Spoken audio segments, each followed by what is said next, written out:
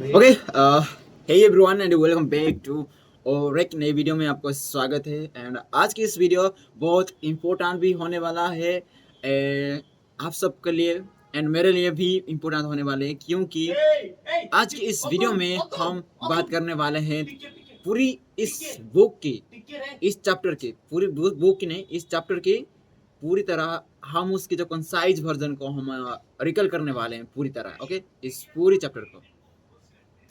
Okay, कुल मिला के इस चैप्टर में ना 20 श्लोका से एंड उस 20 श्लोका को, हर श्लोका को मैं रीड करने वाला हूँ एंड उसकी जो सामान्य अर्थ उसके बारे में थोड़ा बात करेंगे। ओके, 20 श्लोका।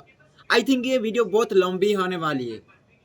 ओके, तो पहले शुरू करते हैं। ओके, अगर वीडियो लंबी होगी ना तो मैं 10 श्लोका से पढ़ने वाला हूँ एंड वो दूसरे वीडियो में हम और 10 श्लोका के बारे में बात करेंगे। ओके, तो लेट्स स्टार्ट करते हैं। आज की जो पहली श्लोक है चैप्टर नंबर 17 की, दैट इज तेन ज्ञान फलम प्राप्तम योगाभ्यास सफलम तथा तृप्तम सचंद्रिय नित्यम एकाकी रमेत तूय। ओके, ये श्लोक क्या कहते हैं? 1, ज्ञान का फल और योगा अभ्यास का जो फल उसे सहज ही मिलती है जो इंद्रियां का विकार रहित है, अर्थात निर्मल और एकात्मा में स्थित है। उसके लिए उस ज्ञान और योगा अभ्यास का जो फल मिलना इजी हो जाता है उसे। ओके, नेक्स्ट आता है श्लोका नंबर 2। ये कहता है ना कदाचिज्ज गत्यस्मिन्त स्तत्व ज्ञा हंत खिद्यति यत यकेन तेनेदम पूर्ण ब्रह्मांड मंडलम। ओके, इस श्लोक की जो अर्थ है दैट इज जो परम तत्व बेता है और संसार के विषय में विचरण करता वह भी किसी प्रकार के दुख ग्रस्त नहीं होता, क्योंकि वो इस सत्य को भली भांति जानता है कि यह सब ब्रह्मांड उसी से पूर्णता को प्राप्त हो करता है, अर्थात वह स्वयं का व्याप्त है। मतलब श्लोक नंबर 2 कहती है कि ये सारी दुनिया आप ही में ही व्याप्त है एंड सारी दुनिया में आप ही व्याप्त है। ओके, एक नेक्स्ट आता है श्लोक नंबर 3 के बारे में। वो क्या कहती है? न जातु विषयाः के अपि स्वरामम हर्षयन्त्यमि सल्लकी पल्लव प्रीत भी अमिभेवम निम्ब फल्लवा। ओके, जगत के किसी भी तरह के विषय से आत्मा स्वरूप उसी प्रकार हर्षित नहीं होता जिस प्रकार सलक एक टाइप की प्रजाति है जो कि मरुभूमि में मिलती है एंड उसमें एक सांप रहती है। बेल परम पत्तों से प्रसन्न रहने वाला गजराज कभी नीम की कपीलों से भी प्रसन्न नहीं होता। जैसे कि हम आत्मा ज्ञानी को लेते हैं। आत्मा ज्ञानी आत्मा की रस में ही अपना मन रगता है, मतलब आत्मा के बारे में सोचता है और उसे कोई भी रस, किसी भी चीज का रस ना उसे संतुष्ट नहीं कर सकती अलावा आत्मा की रस। ओके, ये कहती है श्लोक नंबर 3 के बारे में। नेक्स्ट आते हैं श्लोक नंबर 4। यस्तु भगेषु भुक्तेषु न भवत्यधिवासिता अभुक्तेषु निराकांक्षी तादृश भव दुर्लभ। ओके, इसका जो अर्थ है दैट इज जिसका पूर्व में भोगे हुए विषय पदार्थ में आसक्ति ना हो और जो अभी तक नहीं भोगा हो उन विषयों को भोगने की इच्छा ना रखता हो, ऐसा निराकांक्षी इच्छा रहित कोई नहीं, अर्थात वो दुर्लभ है। मतलब जैसे कि यहाँ पर कहा गया श्लोक नंबर 4 में कि जो विषय को भोग्या, मतलब वो भोगा है जिस विषय को एंड उसमें कोई रुचि नहीं है उसे, एंड जो चीज उसे भोगा नहीं है उसमें भी कोई रुचि नहीं है। ऐसे ऐसे लोग ना बहुत कम मिलते हैं। ओके ओके, नेक्स्ट आता है श्लोक नंबर 5 के बारे में। श्लोक नंबर 5 क्या कहती है?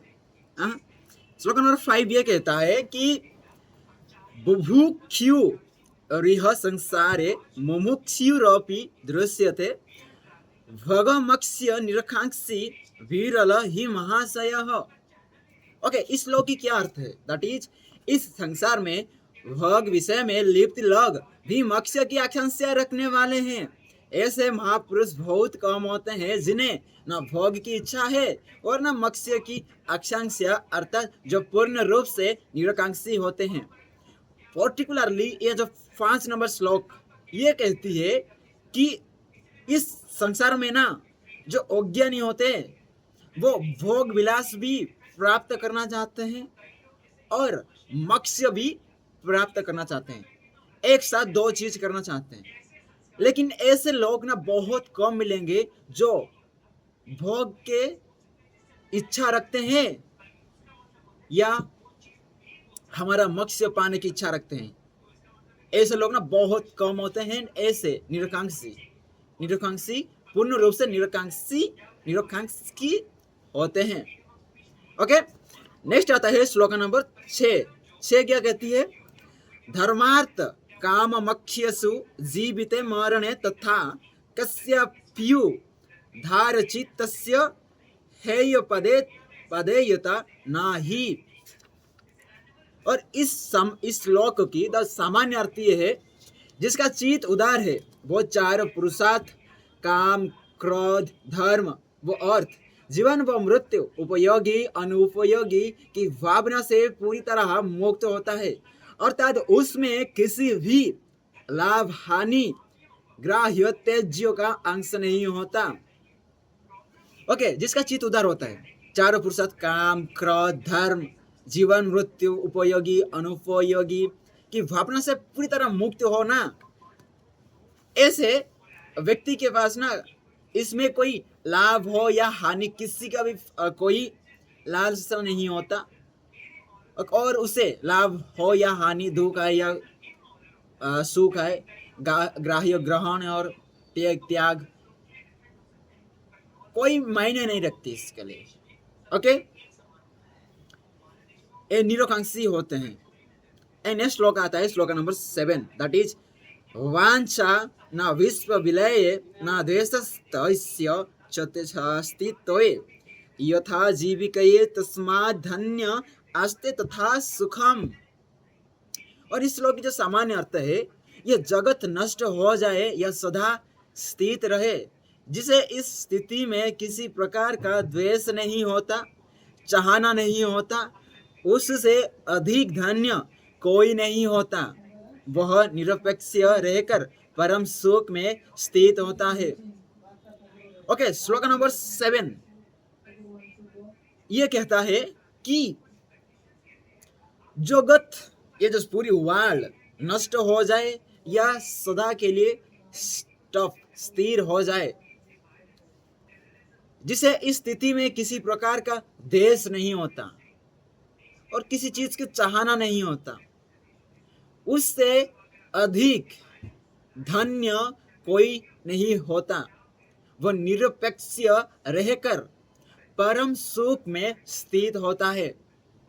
ओके, ये होता है श्लोक नंबर 7। नेक्स्ट आता है श्लोक नंबर 8, कृतार्थ अनेन ज्ञानेन त्वेवं गलितद्धीः कृति पश्य च शृणुम पृष्व जिघ्रुम घृणास्न स्नस्ते यथा सुखम। ओके, सामान्य अर्थ की बात किया जाए, जो आत्मा ज्ञान से कृतार्थ हो गया है और जिसकी बुद्धि भी नष्ट हो चुकी हो, वह देखकर सुनकर छूकर और सूंघ कर वो खाकर, अर्थात सभी इंद्रियों को निर्लिप्त होकर वर्तता हुआ भी परम सुख में रहता है। ओके, जो आत्मज्ञान से कृतार्थ होता है, आत्मज्ञान से कृतार्थ हो गया और जिसकी बुद्धि नष्ट हो चुकी है, उसके लिए उस देखकर, उस काम कर कर, छू कर, सूंघ कर और उसे खाकर सभी इंद्रियों को निर्लिप्त होकर बरतता हुआ भी परम सुख में रहता है। सभी चीज में रहते हुए, सभी चीज करते हुए भी वो सभी चीज से निर्लिप्त होता है। निर्मिल मतलब वो उससे कनेक्ट नहीं होता, उसमें लिप्त नहीं होता।